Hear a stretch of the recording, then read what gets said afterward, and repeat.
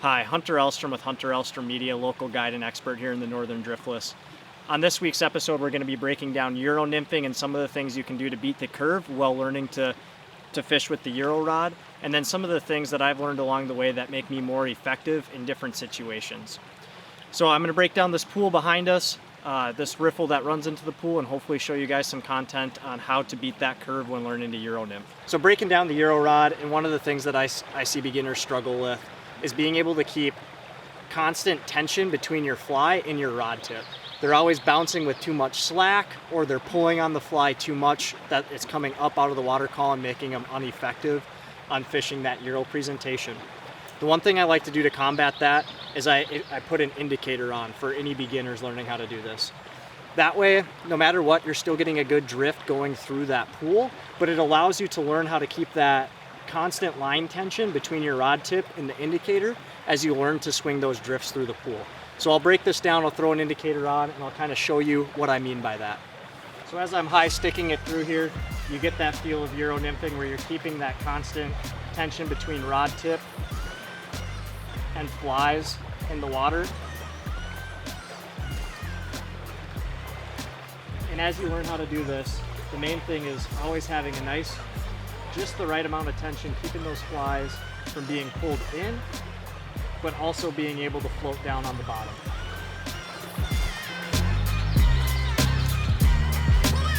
There you go, just like that. Got a good fish on for you guys. Ooh, yeah. Nice brown trout.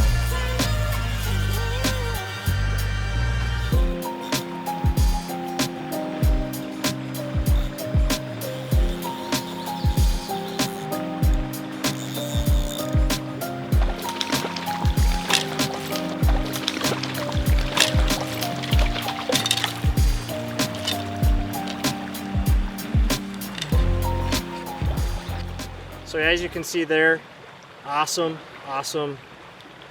brown trout here in the Northern Driftless. This one's probably just over 14 inches. Get that fly out and we'll let him back on his way. But Euro nymphing right on that shelf between the faster water and that drop off pulled that guy in. So as you can see there, I was keeping constant tension between my rod tip and my indicator to a certain point. Now that's one thing I want to highlight as you move into Euro nymphing more frequently. You can still use this as a great tool no matter how advanced you get in Euro nymphing, because sometimes it allows you to reach out on some of those further edges of the current and fish water you might not be able to as effectively with just the normal Euro rod. The other thing I want to point out for beginners is it's a lot easier to learn how to throw a cast Euro nymphing when you still have that weight of the indicator on. It's a little more controlled and you won't end up in the trees as often.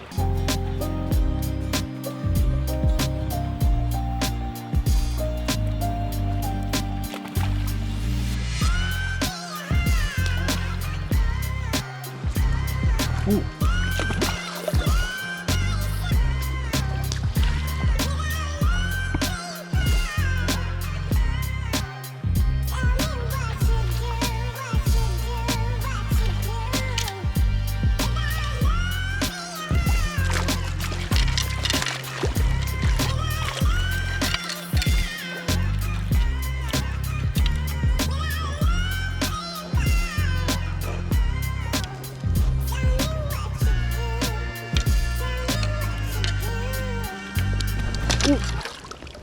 As you can see, that was a nice little stocked rainbow there, slipped away before I could kind of show you guys exactly how big he was. The Wisconsin DNR does a good job of stocking quite a few of these rivers into driftless. Most of the fish that they stock for the rainbow trout are quality in size. So just about anywhere you go that has stocked rainbows, expect to get fish anywhere from that 12 to 16 inch mark. It's pretty typical. I did a video on how to find the stocking information that the DNR in Wisconsin does have out there. So I will relink that down below so you guys can do some research. Today I'm about an hour and a half from the cities, depending kind of on traffic. So that being said, there's plenty of these rivers that they put rainbow trout in. So if that's something that you guys are looking to target, I'll leave that link down below like I mentioned, and you guys can do some research and figure out what streams are right for you. As you can see in the video, I did take that indicator off. Part of the reason why I took the indicator off is because I have a little bit better feel and I can get the flies down a little bit deeper and make more adjustments to the fly as it's going through the water column versus fishing the same depth the whole way through. And he was tucked right up there, kind of on that faster edge. And I needed to get my flies down a little bit more quickly. And you'll learn that as you switch from the indicator over to that straight tight line nymphing, that between the two you can kind of make a really effective combo. With that indicator you can get out and fish some of that water you might not be able to get as good of a drift with, whereas having that straight tight line, you're going to feel that bite immediately, know when to set the hook. But we'll continue to fish this pool, hopefully get a couple more fish for you guys, so stay tuned.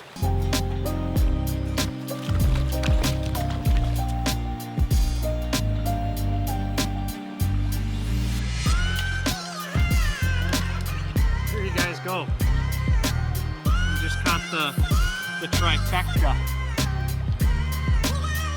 Just a beautiful little brook trout. So there you guys go.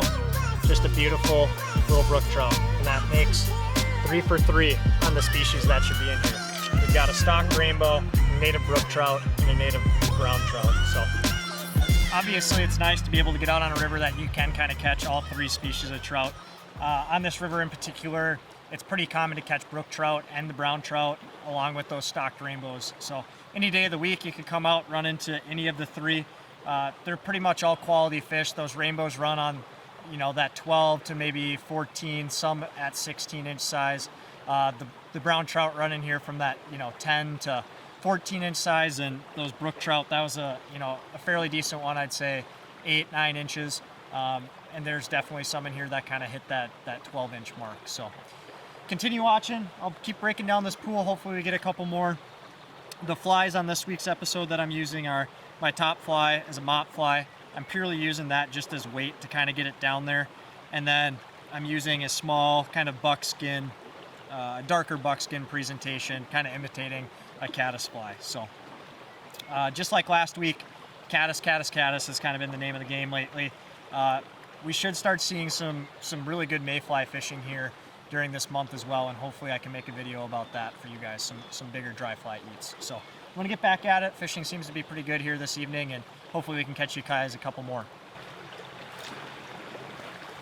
So things I'm looking for as I'm drifting through here to notice a strike or a bite. It's not always gonna be where you just feel it right away, so I'm looking for my line to tick any direction that is unnatural to how the current is pulling my line.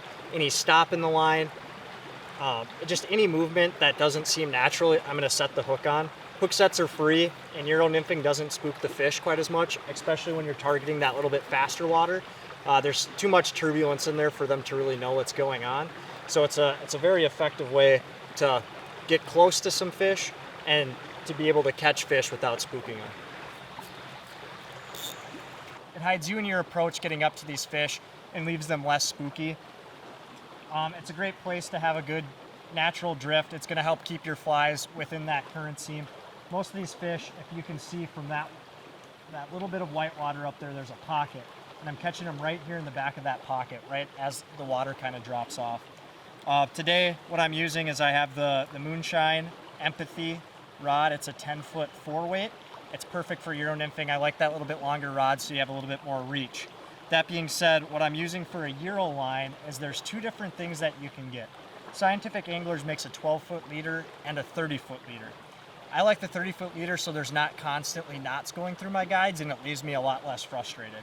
I do know plenty of people that fish with the 12-foot leader. It's a little bit cheaper, and then you could either run mono, or there's some different thinner diameter fly lines that you could run behind that as well. I like the 30-foot one. It's easy just to reel on and off my rod. It keeps me a little bit more versatile, and it opens up the options when I'm on the river if I need to switch over to an indicator rod, if I'm not carrying two rods with me. When casting this little bit longer leader, you can cast it almost just like a normal fly line and lay it down and pick it up right away. Or when you get to the back of your drift, you can pick it up and gently shoot it.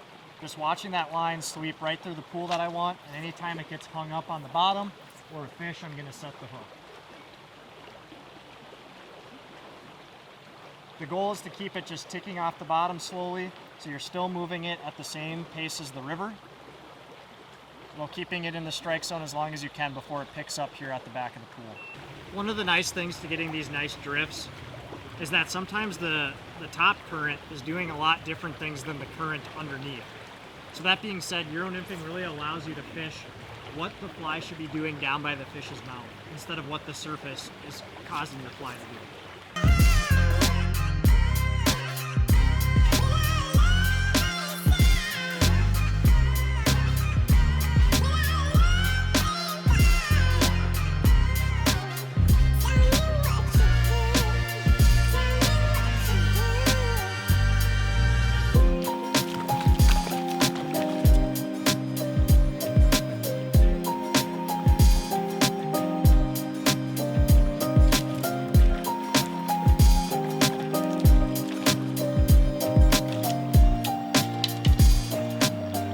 So with the cool nights the last few days, it's really allowed us to have some of this water cool down. And as you can see, it's generating some of these fish to really be active, especially as we push towards evening here. That's just another solid like 14-inch fatty. I'm gonna get back in. There's only a few hours left of daylight. I'm gonna try to get a couple more for you guys. As far as this week's episode, thanks for tuning in. I really appreciate the likes, the comments, and the people that are subscribing to the channel. Keep that up and I can keep bringing this content to you guys. I enjoy coming out on the river, kind of explaining what I'm doing each week. So big thumbs up.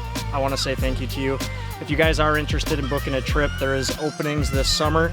I fish all over the northern Driftless, anywhere from La Crosse up to River Falls. So if you want to get out on the water, give me a call. My number is 715-690-9934. Otherwise, I'll see you next week on Hunter Ellstrom Media and the Fishing Report.